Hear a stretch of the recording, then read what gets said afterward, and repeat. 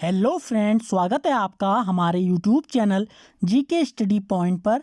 तो फ्रेंड्स, आज हम जीके से रिलेटेड 66 क्वेश्चंस से आगे देखेंगे। इससे पहले हमने 65 क्वेश्चंस कंप्लीट किए थे और इसके अलावा हमने 11 पार्ट्स कंप्लीट कर लिए हैं। आप जाके सारे 11 पार्ट्स को प्लेलिस्ट में जाके देख सकते हैं। इसके बाद हम ज्योग्राफी से रिलेटेड क्वेश्चंस करेंगे, जिसमें भी अनेकों प्रीवियस ईयर रिलेटेड क्वेश्चंस होंगे।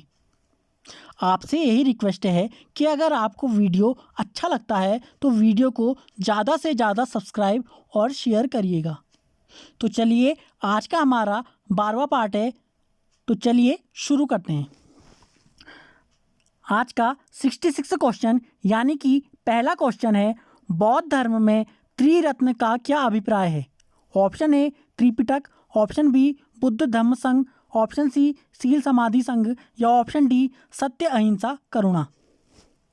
जैसा कि आप देख पा रहे होंगे, इसका राइट आंसर है त्रिरत्न से बुद्ध धम्म व संघ का संबंध है बौद्ध धर्म में। बाकी इसकी आप थ्योरी भी देख सकते हैं कि इसकी थ्योरी में क्या क्या बताया गया है। ये त्रिरत्न कौन कौन से हैं? ये बुद्ध धर्म और संघ हैं। बाकी बुद्ध की मृत्यु के बाद उनकी शिक्षाओं को संकलित कर 3 भागों में बांटा गया। इन्हीं को त्रिपिटक कहा जाता है। ये है विनय पिटक, सुत्त पिटक तथा अभिधम पिटक। तो चलिए नेक्स्ट क्वेश्चन, यानी कि आज का 67 क्वेश्चन है, प्राचीन भारत के बौद्ध मठों में पवरन नामक समारोह आयोजित किया जाता था, जो ऑप्शन ए संघ परिनायक और धर्म तथा विनय विषयों पर एक एक वक्ता को चुनने का अवसर होता था। ऑप्शन बी वर्षा ऋतु के दौरान मठों में प्रवास के समय भिक्षुओं द्वारा किए गए अपराधों की स्वीकारोक्ति का अवसर होता था। ऑप्शन सी है किसी नए व्यक्ति को बौद्ध संघ में प्रवेश देने का समारोह होता था, जिसमें उसका सिर मुंडवा दिया जाता था और पीले वस्त्र दिए जाते थे। ऑप्शन डी है आषाढ़ की पूर्णिमा के अगले दिन बौद्ध भिक्षुओं के एकत्र होने का अवसर होता था, जब वे वर्षा ऋतु के आगामी 4 महीनों के लिए निश्चित आवास चुनते थे। आपको बताना है कि इसमें से सही कौन सा है। जैसा कि आप देख पा रहे होंगे, इसका राइट आंसर है यानी कि ऑप्शन बी, यानी कि बौद्ध मठों में पवरन नामक समारोह आयोजित किया जाता था, जो वर्षा ऋतु के दौरान मठों में प्रवास के समय भिक्षुओं द्वारा किए गए अपराधों की स्वीकारोक्ति का अवसर होता था। बाकी इसकी आप थ्योरी देख सकते हैं कि इसकी थ्योरी में और क्या क्या बताया गया है। तो चलिए नेक्स्ट क्वेश्चन, अशोकाराम विहार निम्नलिखित में से किस स्थान पर स्थित था? Option A Vaishali, option B Pataliputra, option C है कौशाम्बी या ऑप्शन डी है श्रावस्ती। जैसा कि हमने अभी क्वेश्चन देखा कि अशोकाराम विहार निम्नलिखित में से किस स्थान पर स्थित था, तो इसका राइट आंसर है यानी कि ऑप्शन बी पाटलिपुत्र।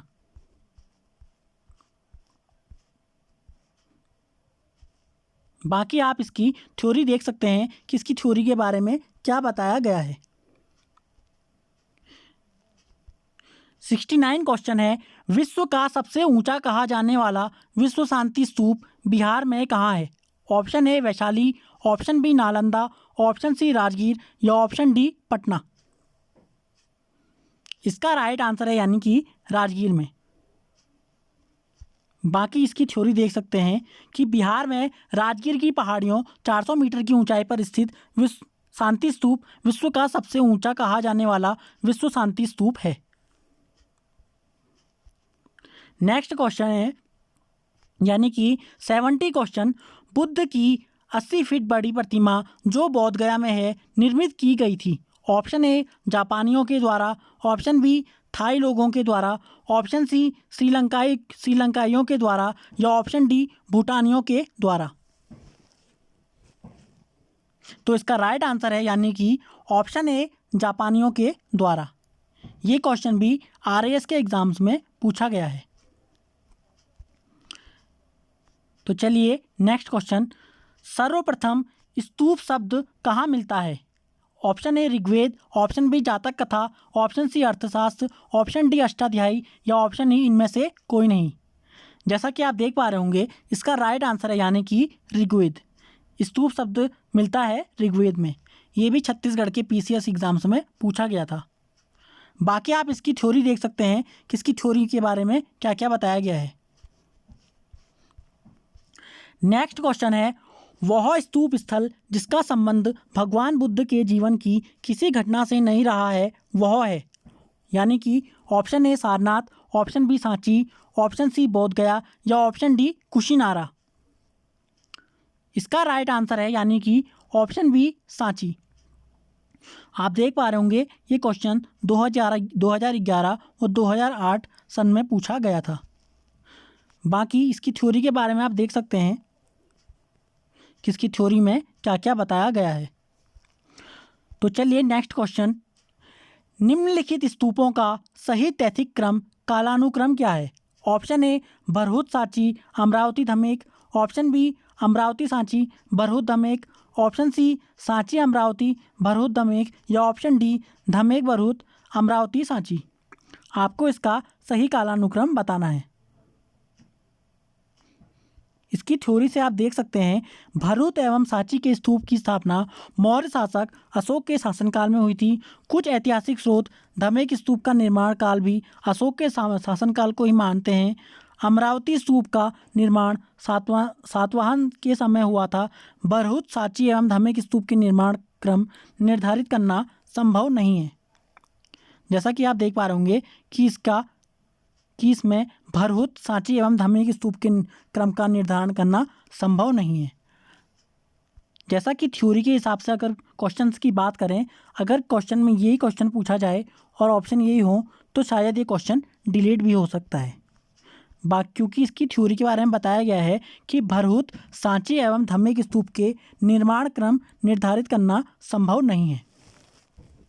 बाकी आप कमेंट सेक्शन में बताइएगा कि इसका सही आंसर क्या हो सकता है। तो चलिए नेक्स्ट क्वेश्चन, अनात्मवाद सिद्धांत है। ऑप्शन ए सांख्य का, ऑप्शन बी वेदांत का, ऑप्शन सी बौद्ध दर्शन का, ऑप्शन डी जैन दर्शन का या ऑप्शन ई इनमें से कोई नहीं। जैसा कि आप देख पा रहे होंगे इसका राइट आंसर है यानी कि बौद्ध दर्शन का। अनात्मवाद सिद्धांत है बौद्ध दर्शन का। बाकी इसकी थ्योरी के बारे में आप देख सकते हैं कि इसकी थ्योरी के बारे में क्या बताया गया है।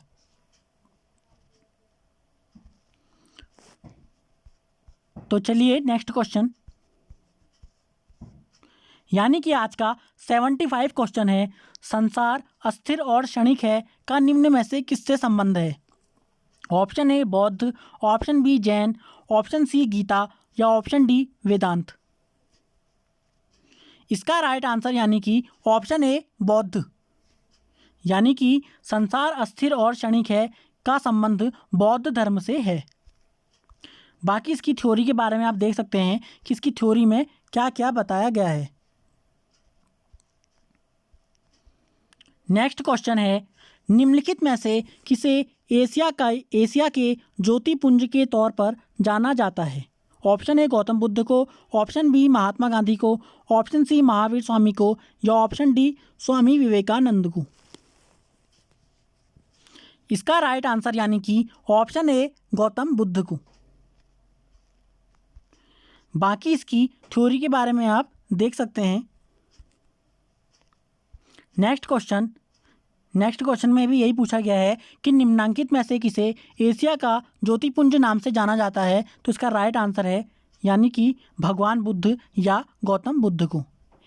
एक ही क्वेश्चन अलग अलग तरीके से पूछा जा सकता है, इसलिए आप सभी क्वेश्चंस को नोट करते हुए जरूर चलिएगा। क्षणिकवाद का प्रतिपादन किसने किया? Option A Buddha, option B Jain, option C Charvaka, option D Nyaya या ऑप्शन ई इनमें से कोई नहीं। इसका राइट आंसर है यानी कि बुद्ध। क्षणिकवाद का प्रतिपादन किया था बुद्ध ने। बाकी इसकी थ्योरी आप पढ़ सकते हैं कि इसकी थ्योरी में और क्या क्या बताया गया है।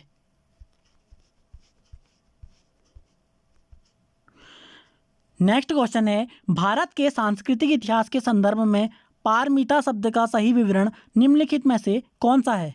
ऑप्शन ए सूत्र पद्धति में लिखे गए प्राचीनतम धर्मशास्त्र पाठ। ऑप्शन बी वेदों के प्राधिकार को अस्वीकार करने वाला दार्शनिक संप्रदाय। ऑप्शन सी परिपूर्णताएं जिनकी प्राप्ति से बौद्धिस्तव पथ प्रशस्त हुआ। या ऑप्शन डी आरंभिक मध्यकालीन दक्षिण भारत की शक्तिशाली व्यापारी श्रेणियां। जैसा कि इसका राइट आंसर आप देख पा रहे होंगे, इसका राइट आंसर है यानी कि परिपूर्णताएं जिनकी प्राप्ति से बौद्धिस्तव पथ प्रदर्शित हुआ। तो चलिए नेक्स्ट क्वेश्चन, बाकी इसकी थ्योरी आप देखते रहिएगा कि इसकी थ्योरी के बारे में क्या बताया गया है। सर एडविन एर्नोल्ड की पुस्तक द लाइट ऑफ एशिया आधारित है। ऑप्शन ए दिव्यावदान पर, ऑप्शन बी ललित विस्तार पर, ऑप्शन सी सुत्त पिटक पर, या ऑप्शन डी अभिधम पिटक पर। इसका राइट आंसर यानी कि ऑप्शन बी ललित विस्तार पर आधारित है। बाकी इसकी थ्योरी आप देख सकते हैं कि इस पुस्तक का प्रकाशन 1879 ईस्वी में लंदन में किया गया था। ये क्वेश्चन भी बन सकता है कि ललित विस्तार जो पुस्तक है इसका प्रकाशन कब किया गया था, यानी कि द लाइट ऑफ एशिया जो पुस्तक है जो ललित विस्तार के विषय वस्तु पर आधारित है, इस पुस्तक का प्रकाशन कब किया गया था अगर क्वेश्चन में पूछा जाए तो इसका आंसर होगा 1879 ईस्वी में लंदन में। तो चलिए नेक्स्ट क्वेश्चन, बौद्ध धर्म के महायान और हीनयान संप्रदायों में सर्वाधिक मौलिक अंतर निम्नलिखित में से कौन सा है। ऑप्शन ए अहिंसा पर बल, ऑप्शन बी जाति रहित समाज, ऑप्शन सी देवी देवताओं की पूजा, या ऑप्शन डी स्तूप पूजा। इसका आंसर आप देख पा रहे होंगे, इसका राइट आंसर है यानी कि देवी देवताओं की पूजा। बाकी इसकी थ्योरी आप देखते रहिएगा। नेक्स्ट क्वेश्चन है, गौतम बुद्ध को एक देवता का स्थान किस राजा के युग में प्राप्त हुआ। Option A Ashoka, option B Kanishka, option C Chandragupta Vikramaditya, या ऑप्शन डी हर्ष। यानी कि हमारा क्वेश्चन था कि गौतम बुद्ध को एक देवता का स्थान किस राजा के युग में प्राप्त हुआ, यानी कि कनिष्क राजा के युग में गौतम बुद्ध को एक देवता का स्थान प्राप्त हुआ। चतुर्थ बौद्ध संगीति की अध्यक्षता भी कनिष्क के शासनकाल में हुई थी। इसे भी आप नोट करते हुए जरूर चलिएगा। बाकी इसकी थ्योरी में जो बताया गया है उसे भी आप पढ़ते हुए जरूर चलिएगा। ये क्वेश्चन भी बीपीएससी प्री का क्वेश्चन है और अभी हाल ही में जो 67 बीपीएससी का पेपर हुआ है उस पेपर को भी हम सॉल्व करेंगे। पहले ये सारे क्वेश्चंस हम कंप्लीट कर लें, उसके बाद हम लेटेस्ट पेपर जो अभी हाल में हुए हैं उन सारे क्वेश्चंस को सॉल्व करेंगे। नेक्स्ट क्वेश्चन हमारा 83 क्वेश्चन है, भारत में पहले जिस मानव प्रतिमाओं को पूजा गया वह थी। ऑप्शन ए ब्रह्मा की, ऑप्शन बी विष्णु की, ऑप्शन सी बुद्ध की, या ऑप्शन डी शिव की। इसका राइट आंसर है यानी कि बुद्ध की। यानी कि भारत में पहले जिस मानव प्रतिमाओं को पूजा गया वह बुद्ध की प्रतिमा थी। बाकी इसकी थ्योरी के बारे में आप देखते हुए जरूर चलिएगा। तो चलिए नेक्स्ट क्वेश्चन,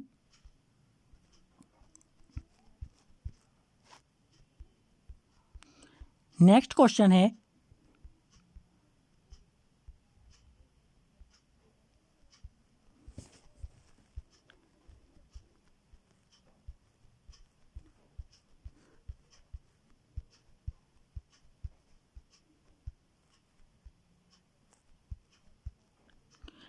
है, गांधार शैली की मूर्ति कला में बुद्ध के सारनाथ में हुए प्रथम धर्मोपदेश से संबद्ध प्रवचन मुद्रा का नाम है। Option A Abhaya, option B Dhyana, option C Dharmachakra, या ऑप्शन डी भूमि स्पर्श। जैसा कि आप इसका आंसर देख पा रहे होंगे, इसका राइट आंसर है यानी कि धर्मचक्र। बाकी इसकी थ्योरी आप देखते हुए जरूर चलिएगा। बुद्ध की खड़ी प्रतिमा निम्न में से किस काल में बनाई गई। ऑप्शन ए गुप्त काल, ऑप्शन बी कुषाण काल, ऑप्शन सी मौर्य काल, या ऑप्शन डी गुप्तोत्तर काल। इसका राइट आंसर यानी कि कुषाण काल में बुद्ध की खड़ी प्रतिमा बनाई गई थी। बाकी इसकी थ्योरी को आप वीडियो को पॉज करके या स्क्रीनशॉट लेके इसे अच्छे से पढ़ सकते हैं। तो चलिए नेक्स्ट क्वेश्चन, यानी कि 87 क्वेश्चन है, बुद्ध की प्राचीनतम प्रतिमा किस शैली में प्राप्त होती है? ऑप्शन ए गांधार शैली, ऑप्शन बी मथुरा शैली, ऑप्शन सी मौर्य शैली, या ऑप्शन डी गुप्त शैली, या ऑप्शन ई उपयुक्त में से कोई नहीं, या उपयुक्त में से एक से अधिक। यानी कि बुद्ध की प्राचीन प्रतिमा जो थी वो गांधार शैली, मथुरा शैली, मौर्य शैली, गुप्त शैली, यानी कि इसमें से अधिकतर में इसकी शैली प्राप्त होती है। इसलिए इसका राइट आंसर होगा ऑप्शन ई, यानी कि उपयुक्त में से कोई नहीं या उपयुक्त में से एक से अधिक। 88 क्वेश्चन है, भगवान बुद्ध की प्रतिमा कभी कभी एक हस्त मुद्रा युक्त दिखाई गई जिसे भूमि स्पर्श मुद्रा कहा जाता है, यह किसका प्रतीक है? ऑप्शन ए मार्ग पर दृष्टि रखने एवं अपने ध्यान में विघ्न डालने से मार्ग को रोकने के लिए बुद्ध का धरती का आह्वान, ऑप्शन बी मार्ग के प्रलोभनों के बावजूद अपनी शुचिता और शुद्धता का साक्षी होने के लिए बुद्ध का धरती का आह्वान, या ऑप्शन सी बुद्ध का अपने अनुयायियों को स्मरण करना कि वे सभी धरती से उत्पन्न होते हैं और अंततः धरती में विलीन हो जाते हैं, अतः जीवन संक्रमणशील है, या ऑप्शन डी इस संदर्भ में दोनों ही कथन ए और बी सही है। इसलिए इसका राइट आंसर यानी कि ऑप्शन बी होगा। आप ए एंड बी को देखते हुए ऑप्शन डी मत करिएगा। इसका राइट आंसर होगा ऑप्शन बी, यानी कि मार्ग के प्रलोभनों के बावजूद अपनी शुचिता और शुद्धता का साक्षी होने के लिए बुद्ध का धरती का आह्वान। बाकी इसकी थ्योरी को आप देखते हुए चलिएगा कि इसकी थ्योरी के बारे में और क्या क्या बताया गया है। नेक्स्ट क्वेश्चन, भूमि स्पर्श मुद्रा की सारनाथ बुद्ध मूर्ति संबंधित है। ऑप्शन ए मौर्य काल से, ऑप्शन बी शुंग काल से, ऑप्शन सी कुषाण काल से, या ऑप्शन डी गुप्त काल से। इसका राइट आंसर यानी कि ऑप्शन डी गुप्त काल से संबंधित है। नेक्स्ट क्वेश्चन है, सारनाथ की भूमि स्पर्श मुद्रा वाली बुद्ध प्रतिमाएं कालांकित हैं। ऑप्शन ए कुषाण काल से, ऑप्शन बी गुप्त काल से, ऑप्शन सी वर्धन काल से, या ऑप्शन डी राजपूत काल से। जैसा कि आप देख पा रहे होंगे ये क्वेश्चन भी कितने बार एग्जाम्स में पूछा गया है। इसका राइट आंसर है ऑप्शन बी, यानी कि गुप्त काल से। नेक्स्ट क्वेश्चन है, भारत के सांस्कृतिक इतिहास के संदर्भ में निम्नलिखित युग्मों पर विचार कीजिए। पहला है परिव्राजक, इसके सामने दिया गया है परित्यागी व भ्रमणकारी। दूसरा है श्रमण, इसके सामने है उच्च पद प्राप्त पुजारी। तीसरा है उपासक, जिसके सामने है बौद्ध धर्म का साधारण अनुगामी। उपयुक्त युग्मों में से कौन सा सही सुमेलित है? आपको बताना है कि इसमें से कौन सा सही सुमेलित है। ऑप्शन ए केवल 1 और 2, ऑप्शन बी केवल 1 और 3, ऑप्शन सी केवल 2 और 3, और ऑप्शन डी है 1 2 3, यानी कि तीनों सही हैं। तो इसका राइट आंसर है यानी कि 1 और 3 इसमें से सही है। यानी कि भारत के सांस्कृतिक इतिहास के संदर्भ में परिव्राजक का अर्थ था परित्यागी व भ्रमणकारी, श्रमण का अर्थ था उच्च पद प्राप्त पुजारी, बाकी उपासक का अर्थ इसमें से सही नहीं है। इसलिए इसका तीसरा गलत होगा, बाकी पहला और दूसरा इसके करेक्ट हैं। इसलिए इसका राइट आंसर पहला और तीसरा इसका सही है, अर्थात परिव्राजक परित्यागी व भ्रमणकारी और दूसरा श्रमण जो उच्च पद प्राप्त पुजारी है वो इसका गलत है। बाकी तीसरे की बात करें उपासक बौद्ध धर्म का साधारण अनुगामी, इसलिए इसका राइट आंसर है यानी कि केवल 1 एवं 3। बाकी इसका थ्योरी के बारे में आप देख सकते हैं कि परिव्राजक मतलब परित्यागी व भ्रमणकारी। श्रमण के बारे में भी बताया गया है कि श्रमण मतलब भिक्षु और साधु को श्रमण की संज्ञा दी जाती थी। तो चलिए नेक्स्ट क्वेश्चन, निम्नलिखित में से कौन से शासक ने बौद्ध मत के विस्तार में योगदान नहीं दिया? Option A Harshavardhana, option B Kanishka, option C Ashoka, या ऑप्शन डी पुष्यमित्र शुंग। इसका राइट आंसर है यानी कि ऑप्शन डी पुष्यमित्र शुंग ने बौद्ध मत के विस्तार में योगदान नहीं दिया। बाकी इसकी थ्योरी आप देख सकते हैं कि इसकी थ्योरी के बारे में और क्या क्या बताया गया है। नेक्स्ट क्वेश्चन है, निम्नलिखित वक्तव्यों पर विचार करें और नीचे दिए गए कूट से सही उत्तर चुनें। कथन ए में दिया गया है कुशीनगर मल्ल गणराज्य की राजधानी थी। इसके कारण में दिया गया है कि महात्मा बुद्ध का महापरिनिर्वाण कुशीनगर में हुआ था। आपको बताना है कि इसमें से क्या करेक्ट है।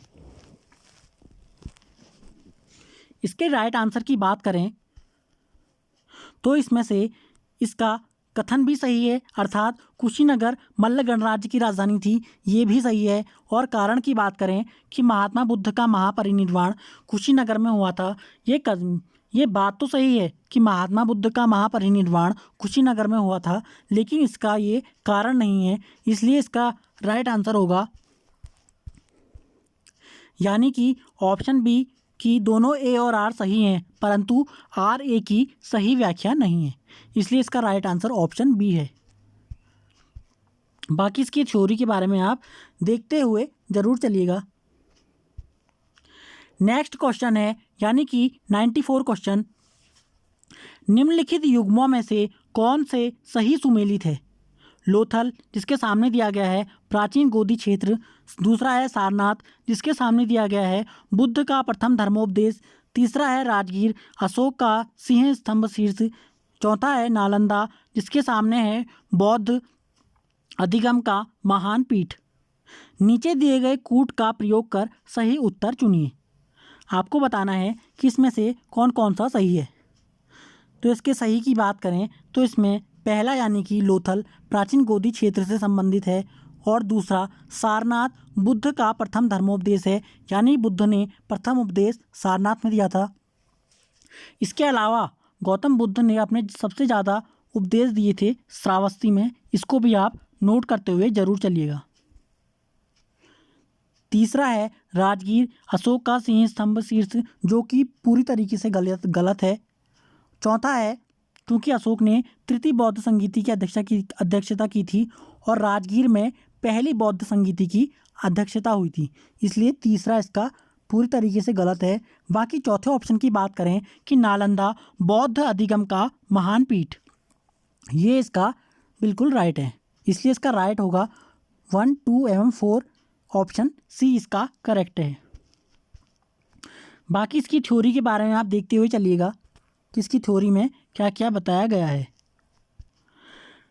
95 क्वेश्चन है, महायान बौद्ध धर्म में बौद्धिस्तव अवलोकितेश्वर को और किस अन्य नाम से जानते हैं। Option A Vajrapani, option B Manjushri, option C Padmapani या ऑप्शन डी मैत्रेयी। इसका राइट आंसर है यानी कि ऑप्शन सी पद्मपाणी। अवलोकितेश्वर को और पद्मपाणी नाम से भी जाना जाता है। नेक्स्ट क्वेश्चन है यानी कि आज का 96 क्वेश्चन, भारत के धार्मिक इतिहास के संदर्भ में निम्नलिखित कथनों पर विचार कीजिए। स्थाविरवादी महायान बौद्ध धर्म से संबद्ध है। दूसरा है लोकोत्तरवादी संप्रदाय बौद्ध धर्म के महासंघिक संप्रदाय की एक शाखा थी। तीसरा है महासंघिकों द्वारा बुद्ध के देवतारोपण ने महायान बौद्ध धर्म को प्रोत्साहित किया। उपयुक्त कथनों में से कौन सा सही है आपको ये बताना है। तो इसका राइट आंसर है यानी कि केवल 2 एवं केवल 3, यानी कि दूसरा और तीसरा इसका करेक्ट है। बाकी पहला भारत के धार्मिक इतिहास के संदर्भ में सही नहीं है। बाकी दूसरा और तीसरा इसका सही है, इसलिए इसका राइट आंसर है ऑप्शन बी यानी कि केवल 2 एवं 3। आप थ्योरी को भी पढ़ते हुए चलिएगा क्योंकि थ्योरी से भी अनेकों क्वेश्चन पुटअप हो जाते हैं।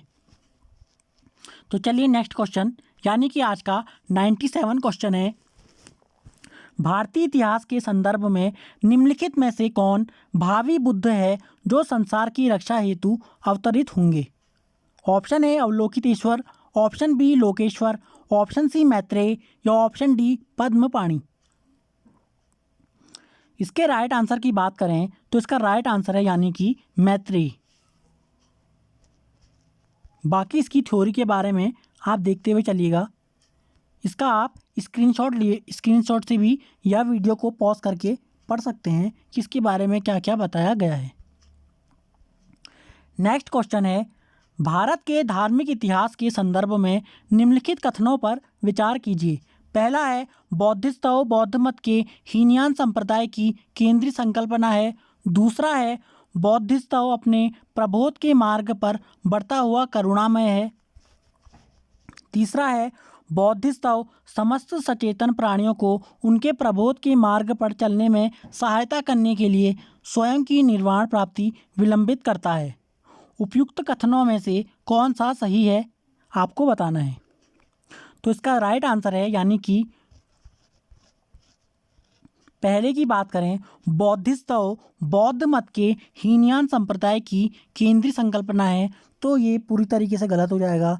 दूसरा दिया गया है, बौद्धिस्तव अपने प्रबोध के मार्ग पर बढ़ता हुआ करुणामय है, तो इसका ये राइट होगा। बाकी तीसरे कथन की बात करें कि तीसरे में बताया गया है कि बौद्धिस्तव समस्त सचेतन प्राणियों को उनके प्रबोध के मार्ग पर चलने में सहायता करने के लिए स्वयं की निर्वाण प्राप्ति में विलंबित करता है, तो ये भी इसका करेक्ट होगा। यानी इसका राइट आंसर होगा ऑप्शन बी यानी कि दूसरा और तीसरा। बाकी इसकी थ्योरी आप देखते हुए जरूर चलिएगा।